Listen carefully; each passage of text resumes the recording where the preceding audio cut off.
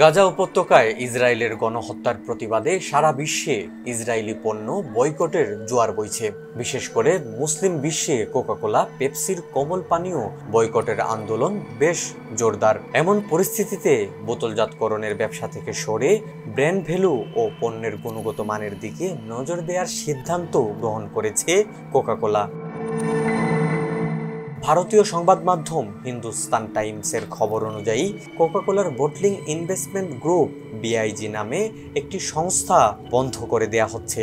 এই প্রতিষ্ঠানের মাধ্যমে এতদিন ভারত সহ বিশ্ববাজারে বোতলজাত কার্যক্রম পরিচালনা করে আসছিল কোকাকোলা। কোকাকোলার একটি নোটের বরাতে আরেক ভারতীয় সংবাদ মাধ্যম ইকোনমিক টাইমস লিখেছে, ৩০ জুন থেকে বিআইজি বন্ধ হয়ে গেলে ভারত, নেপাল ও শ্রীলঙ্কার কার্যক্রম কোকাকোলার অভ্যন্তরীণ বোর্ডের হাতে চলে যাবে।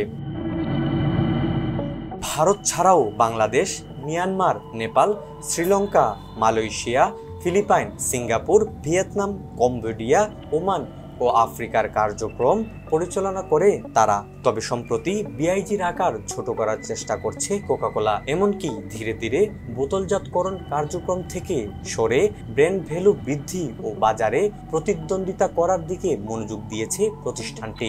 বিআইজি হিন্দুস্তান কোকাকোলা বেভারেজেরও দেখভাল করে থাকে। হিন্দুস্তান কোকাকোলা সারা ভারতে ৩,৫০০ পরিবেশকের মাধ্যমে ২৫ লাখ খুচরা বিক্রেতাদের কাছে পণ্য সরবরাহ করে।